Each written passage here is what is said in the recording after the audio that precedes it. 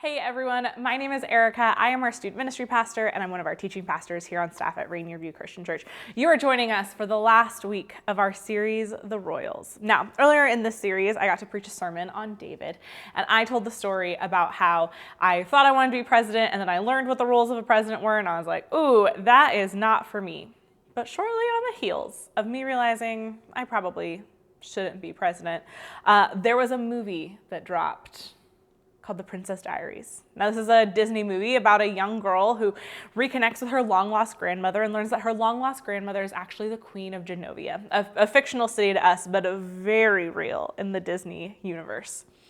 And I remember watching that movie and thinking, do I want to become a queen? I don't want to be president, but do I want to be a queen? Now, I am a queen, but not in like the royal title sort of way. And I very quickly realized again, nope, that is not for me. I think that there are truly people who are wired to be kings, queens, presidents, people who are willing to jump in, take so much responsibility, solve so many problems. There are people who are truly genuinely wired for it. And I also think that there are some people who find themselves in those roles and they are in them just for the power. Like, they are not actually wired to do it, and they do truly terrible jobs. We have looked at such a wide variety of kings in this series. And the way that I was thinking about it is people still name their kids David. He was like, at points in time, he really messed up in his personal life, but he did a great job of leading. People still name their kids Josiah because, he was faithful to the call of leadership on his life.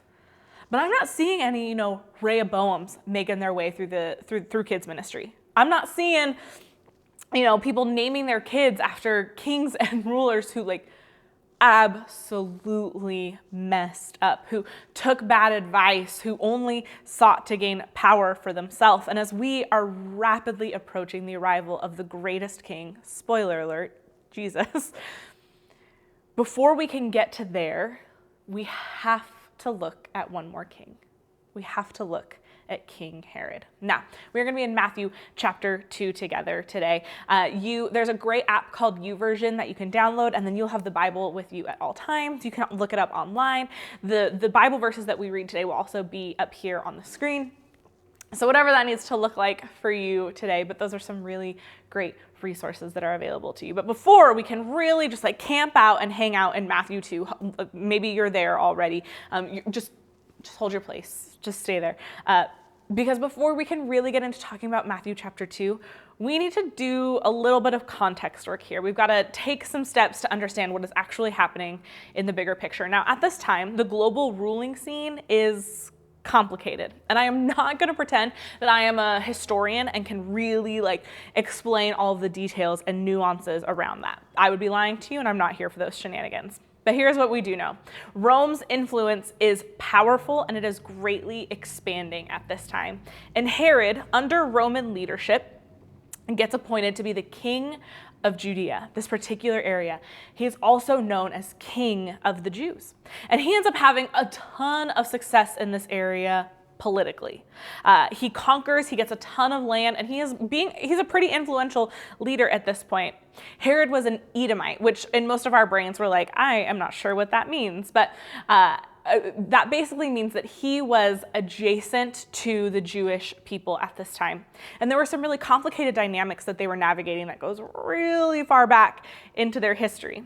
But as we've seen with leaders all throughout time, they have influence, they have drive, they have vision, they have their own thing, but they are also oftentimes walking a tightrope between two powerful, influential groups as well. And so here for Herod, the two groups that he is having to navigate, making happy, figuring out what do I do, how do I handle this, are the Jewish people at the time and the Gentile people at the time. And the Jewish people have one certain set of things that they want, and the Gentile people have a certain set of things that they want. And Gentile basically just means not Jewish, but he is trying to figure out, how do I navigate this road?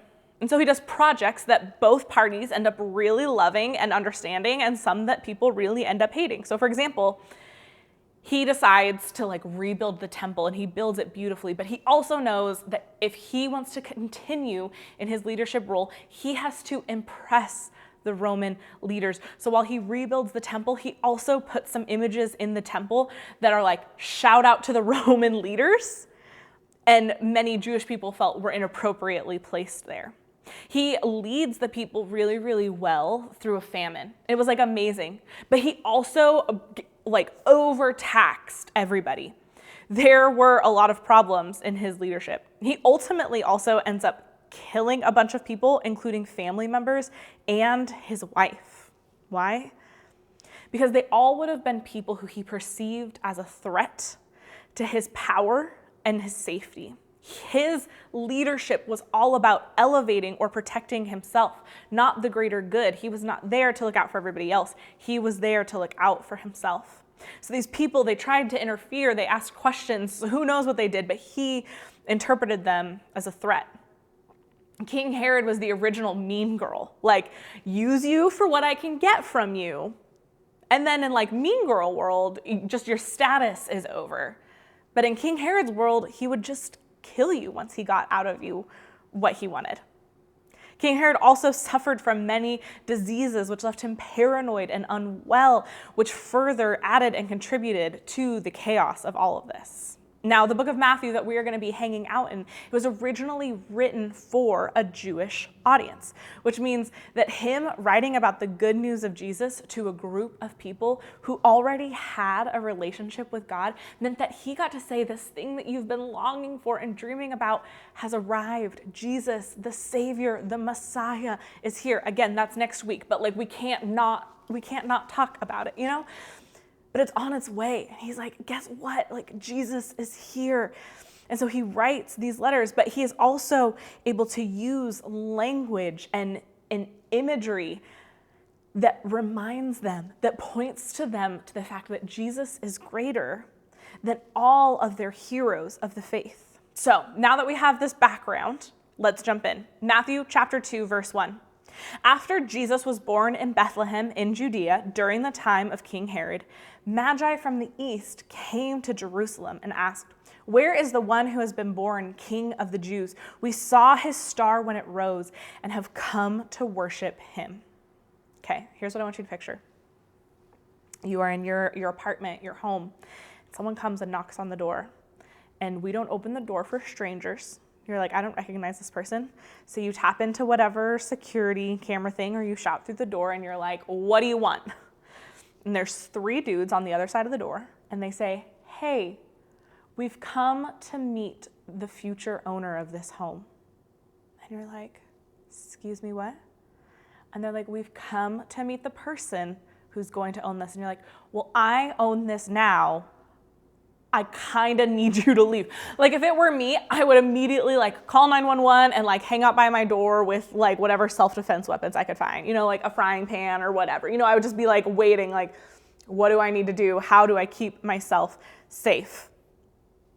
And that's basically what is happening to Herod, right? Because his title, the title that he has been given is King of the Jews. He's leading in this area that is a predominantly Jewish area.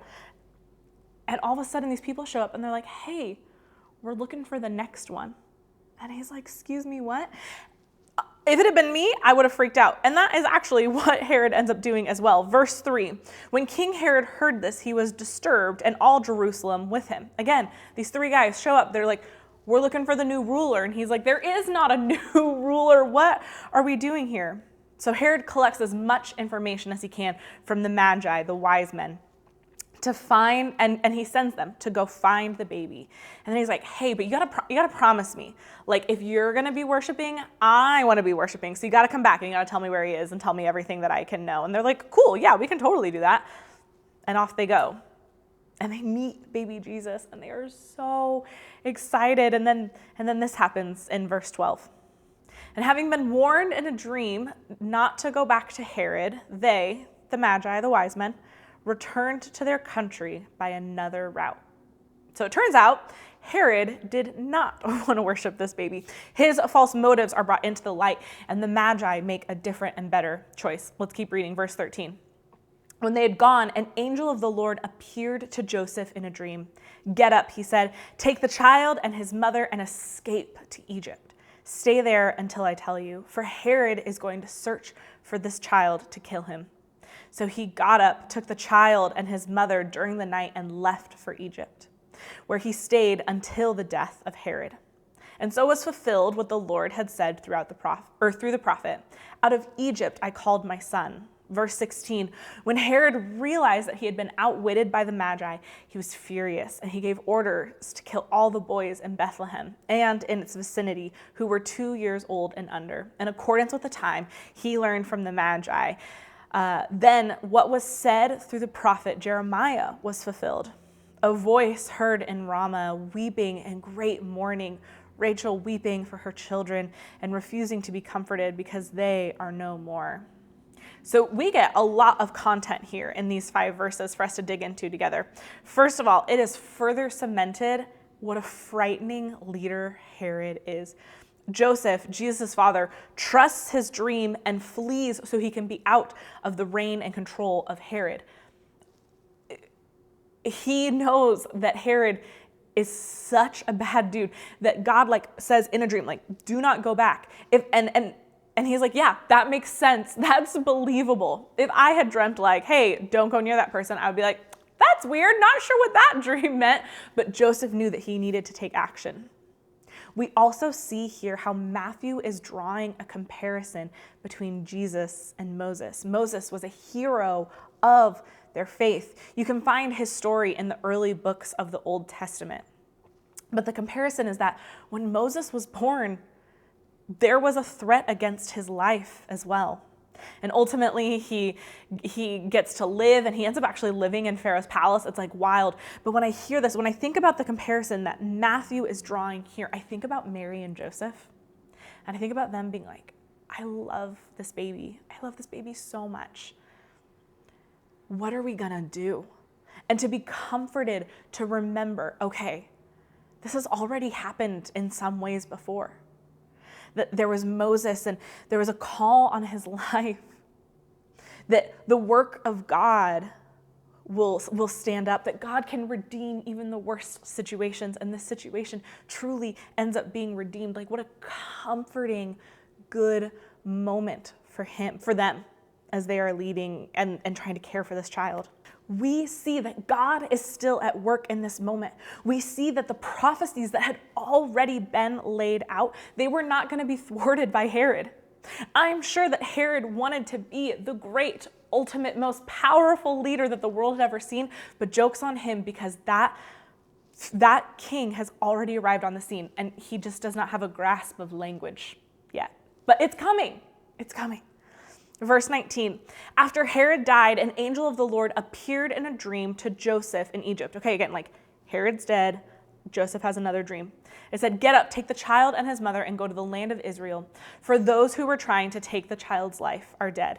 So he got up, took the child and his mother, went to the land of Israel. But when he heard that Archelaus was reigning in Judea in place of his father Herod, he was afraid to go there. Having been warned in a dream, he withdrew to the district of Galilee. And he went and lived in a town called Nazareth. So was fulfilled what was said through the prophets, that he would be called a Nazarene. So again, we are seeing that the work of God cannot be thrown off by others. And we also see that legacies matter. Joseph wasn't Googling, how's Archelaus doing as a leader? What's his percentage approval rating? He just knew that if this is the son of Herod, I probably should not be around. We have to be so mindful of the legacies that we are leading. Now, there isn't a ton of content on Herod in the Bible. This is the bulk of what we have. And honestly, this in and of itself paints enough of a picture where we're you were threatened by a baby, right? Not a great leader. Not the kind of leader that we want to be, not the kind of leader that we want to follow. And when you get into the bigger history of his life, everyone agrees that for a stretch of time, he was a pretty good, okay leader. But for the most part, he wasn't great. He was self-serving and he was dangerous. It was really interesting. I came across one historian and he was mentioning Oh yeah, well they also, this guy was not like a Christian historian, a biblical historian. And so he's just saying like they also talk about Herod in the Bible. And we can't 100% confirm that he actually ordered the killing of all of these kids. But we also can't discount it either because Herod was such a bummer. That was such an interesting thing to read, that across the board people have said Herod is not a good leader. Whether you love Jesus or not, people are saying Herod, not someone that you want to model your life on. And so as we come to the end of the Royal series, here is our takeaway. Here's really what sums up so much of what we talked about through this whole series, but especially today. A true leader is not a lord, but a servant. If you want to lead well, if you want to lead like Jesus, if you want to lead in such a way that people lean in and want to know more about Jesus instead of a way you serve. If being a leader in your brain means accumulating power and wealth and no one can ever question you, you aren't a leader, you're a tyrant. And you actually aren't leading anyone anywhere. You're forcing them to behave in a certain way, and you are just dragging them along on the journey. They are not willingly going with you. You are not leading. You're just forcing people to follow you. I have this picture that I'm not allowed to post anywhere, but I love it, and I am allowed to tell the story. So in 2019, my family took a trip to Disneyland. And it was the first time that all 6 of us had been to Disneyland together. And it was like so fun and just the absolute best. Like I think back on it and I loved that trip so much. But it's really hard to get 6 people like through the park all together, everyone like well hydrated and fed and all of those kinds of things. And one of my sisters had a broken foot. And so she was in one of those little scooters also. And so, I mean, we were a crew making our way through Disneyland. And because I had been to the parks most recently, I was chosen as kind of the leader of the trip. And so there's a picture of me. I'm holding my sister's hand, and we are walking through the park together, and I'm holding a bubble wand up in the air so everyone can see as we are trying to bob and weave our way through crowds of people. And my sister's like, that's not a good picture of me, so don't post it anywhere. And I'm like, okay, that's fair, that's fine. And I don't tell you this story to be like, here, I'm such a fun leader, you guys. Everywhere I lead, I just take bubble wands with me, like, oh, how precious, how amazing. No, that trip was so stressful. Because if I'd wanted to, I could have said, we're going to do this, then we'll do this, then we'll do this. But it wouldn't have meant that people got to see and experience the things that they wanted to. It wouldn't have meant that people had been well fed. It probably would have meant that I ate fewer churros than my heart was actually desiring. Instead, I'm constantly asking and checking in and asking questions, and leading in the way of Jesus is so much harder. At one point in time, I was a fully grown adult crying in Disneyland, looking at my family saying, I just think you want this trip to be perfect, and I'm not being perfect. Do you want me to be perfect? And they're like, no, we don't want you to be perfect at all. We want you to have fun. And so I calmed down, and it wasn't as big of a deal as I thought it was, but leading as a servant is so much harder. It is washing feet. It's showing up when you don't want to, but you know that being there is the right thing in the long run. It's your attitude enhancing the space and the people you're with, not ruining it. It is looking to give away power instead of keeping it for yourself. And we don't see that in King Herod's life at all. Over and over again, anytime he felt like his power was being threatened, he squashed it, and he squashed it through murder. He did everything he could to build himself up, to build up his kingdom, his rule, but not at the benefit of the people around him. Now, again, like, spoiler alert, next week, Jesus is coming, everybody, and I can't wait. He is on the scene. He's going to serve like a leader. Jesus literally had all of the power, and he intentionally gave it away. He empowered his disciples and his followers to lead and to heal and to teach. He didn't rely all of it solely on him. He gave up his life on the cross. A true leader is not a lord, but a servant. And the irony of it all is that Jesus was Lord, is Lord, and was a servant. So, Merry Christmas. I mean, this feels like the least Christmassy Sunday before Christmas sermon I could have ever preached. This sermon could be picked up and preached anywhere in the year. We are not talking about maintaining joy or hope or wonder or the thrill of the morning in a child's eye. But I think it's also exactly the right sermon for us to be going through right now. I think it is exactly the right conversation for us to have right now, because this is the time of year where it really is so natural and it is so easy to begin to think, what am I going to get in the next couple of weeks, right? Like, we're already thinking about gifts. We're seeing people, posting pictures and being like, could those be one of my presents under the tree? People are texting you, I'm so excited about what I got you. But we also begin to think about, like, not just what am I physically going to get, but what am I going to get out of that family gathering, that work party, that New Year's Eve gathering? We are instantly already thinking, how is this going to be good for me? But over the next 2 weeks, we have to stop thinking about how can this be good for me, and we have to start thinking, how can this be good for others? We have to let go of everything being perfect and Instagrammable. And we instead have to think, how can we serve and lead well in the spaces we find ourselves in? When you show up to that family gathering and you have that cousin who is like annoying, as long as they're safe to be around, talk to them. If you're like, look, my family's all getting together, but that house smells so bad, tough luck, breathe through your mouth for a few hours. Because it's going to be more to your grandma that you show up to Christmas than your comfort of like, I got to take a really long shower when I get home.